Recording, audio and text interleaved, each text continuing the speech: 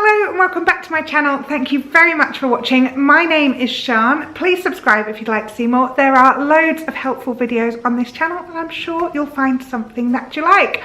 Got a bit of a change of location for my monthly wrap up today because it is so dark and miserable and grey outside that the bookshelf that I normally stand in front of, I literally can't film there because it is too dark, even with all the lights on, so I'm sorry. But we're going to be sitting here today. I found a different bookcase. It's fine. So I got through 4 books this month, which I'm quite impressed with. So I'm going to take you through which ones I read. Right, the first book I read this month is called The Tattooist of Auschwitz. I can't say that, I'm really sorry. And this is by Heather Morris, and it is a true story of a man called Luke Sokolov. I didn't read this bit on the front that says based on a true story. Don't know why I didn't read that. So it was only when I got to the end and I realised it was a true story that I utterly like cried my eyes out because just like, what?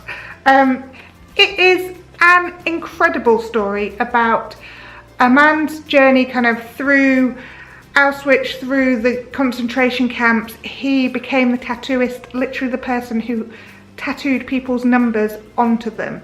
And the things he saw were horrific. The book is incredibly emotive, but it's a story of hope and love and light in the darkest place that there could possibly be. I mean, he sees things that nobody should have to see in their lifetime. And it's an overwhelmingly amazing book. I recommend that everyone should just read this purely to be amazed and to be amazed at the human spirit and how people survive and how people can get through the worst things known to man. And some people come out of that alive and okay. So this story is insane. I don't know what else I can say about it. It's a brilliant book, made all the more powerful by the fact that it is based on a true story. The second book I read this month is called How to Fall in Love by Cecilia Ahern. You all know how much I love a Cecilia Ahern book. I don't know what it is about her, but I do love her writing, so most of her books I have read or are on my to be read pile. This one was in my spring to be read, so it's taken me quite a while to get round to it. It's about a lady called Christine who recently has experienced something quite horrific, a man trying to kill himself. She's trying to talk him round from it. He has a gun and it's in this kind of old disused housing estate, and she just happens to be there.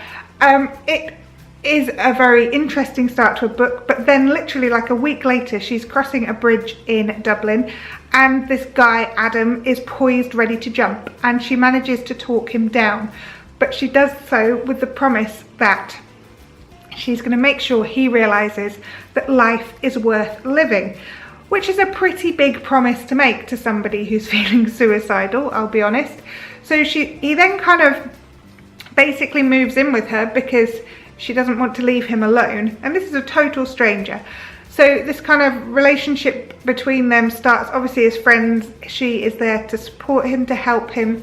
He's desperately sad because he's split up with the girl he wanted to marry. Not only that, she's run off with his best friend, which is nice of her.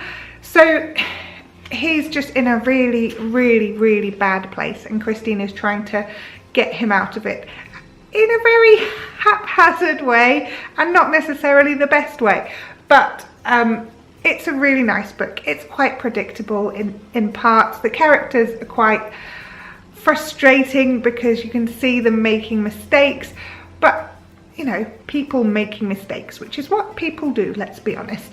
So I enjoyed it. It was a light-hearted, easy read, and a good one to read after The Tattooist of Auschwitz. So yes, really enjoyed it. The third book I read this month is called The Help by Kathryn Stockett, and quite a few of you recommended this to me, including my mum, because I hadn't read it before, and it was amazing. It's totally the kind of book you don't want to put down. You can't quite comprehend how life was that people had maids who, you know, this is in America, so they had people of colour who were maids who were bringing up their white children.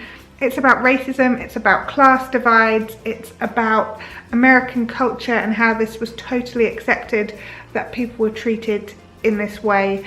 And there are things in it that are horrifying to read. There are things that make you question just humanity, really, I guess. But there are characters in this book who are kind and who don't see race in the same way. They don't see colour in the same way. And that's how people should, you know, should be. So from that perspective, it was fantastic. There are a group of maids that this is about. There's Abilene, who is raising yet another white child for her employer. There's a lady called Minnie who's a bit sassy and she gets herself in trouble. And there's a lady called Miss Skeeter, and Miss Skeeter wants to be a journalist. She wants to write for a living, and she comes up with this idea of writing about how the maids see their lives working for white employers and the way they don't get paid very much. Segregation on buses had stopped by the point that this book was written. There is still so much kind of racial tension and racial prejudice, and it's very difficult to read from that perspective. I mean, it is a fantastic book. It covers the tale of these different maids. It's angry, it's realistic, it's heartwarming. It's all these things all put together in a fantastic book, and I definitely recommend you read this one too. Right, fourth and final book. This was the Bookish Mama's Book Club book for November, and it is This Is Going to Hurt by Adam Kay. This book, I really enjoyed it, but I possibly didn't enjoy it as much as the hype suggested I would enjoy it. And I don't really know why. I think possibly because I've worked in hospitals before and I know kind of a decent amount about the medical side of things. So I guess I already know how, you know, from the point of view of the SHO and the junior doctors, I know roughly kind of what they were going through at the time and the sort of shifts they put in, all that kind of stuff. And the obs and gynae side is obviously interesting as a parent who has had 2 children in a hospital.